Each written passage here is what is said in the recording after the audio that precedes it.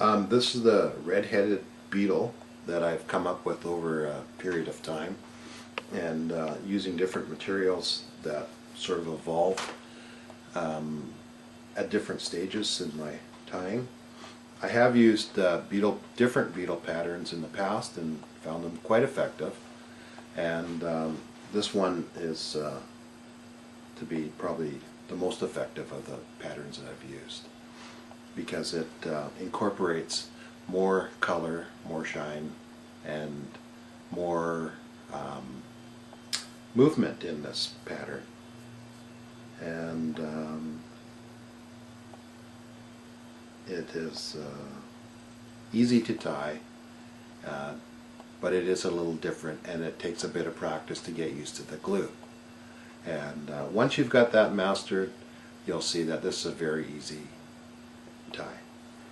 So could you show me the gun and the materials and stuff? This is what's called a low temperature glue gun, and I'm using these glitter sticks that are found at craft stores, and if you can use black, it's probably good, but I'm using green and any other dark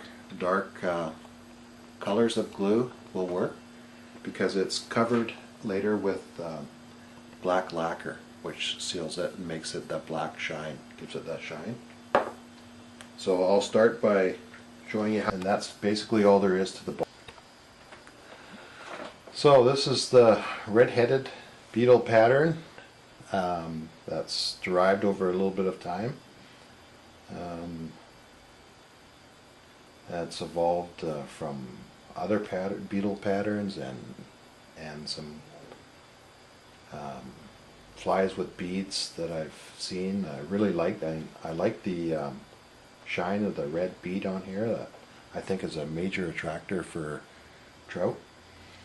So I'll start by turning the hook in my vise upside down and dabbing a bit of this low temperature glue on here.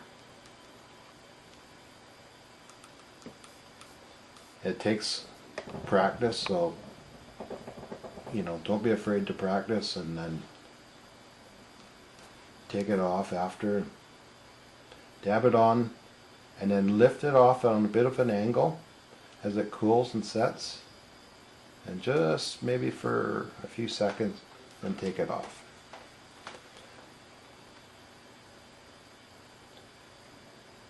As you can see, this is not a hot glue, so you make sure that it's the low temperature glue and the right glue sticks for the gun.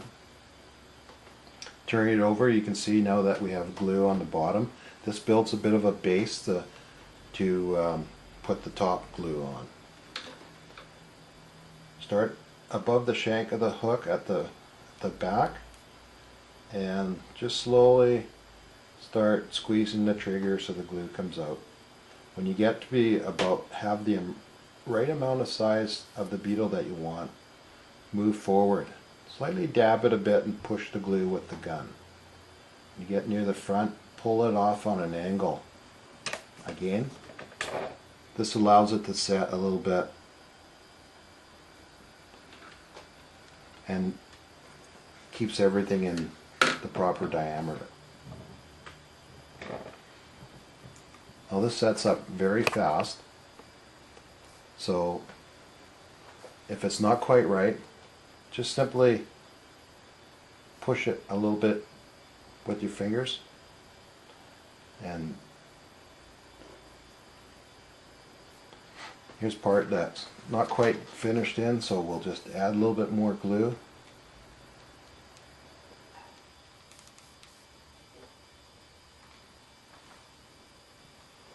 Again, just pulling it off on that bit of an angle so it sets, and then take it right off.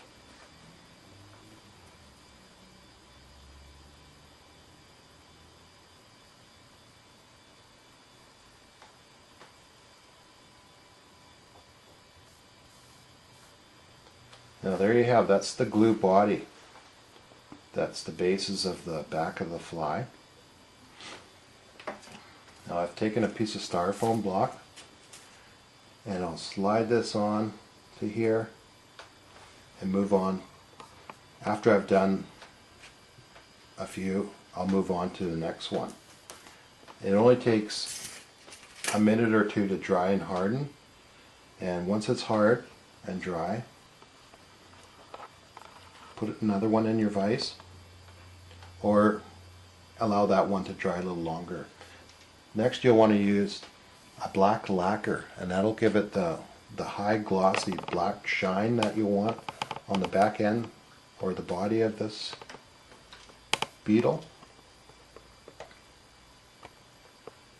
You'll want to use this little tool that I've bought from the dollar store or a craft store, or a small paintbrush, whatever, just to sort of paint it on. Use lots, be very generous with this.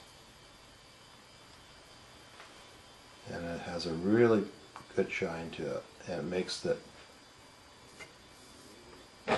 quite durable. There, turn it over and paint the bottom side also.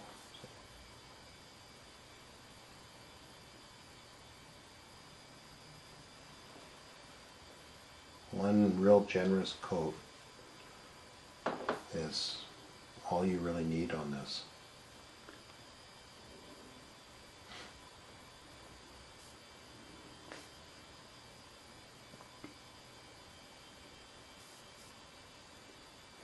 Now once that's painted on,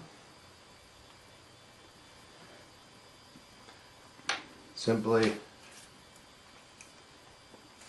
move it over to here and add it to your styrofoam and slide it off.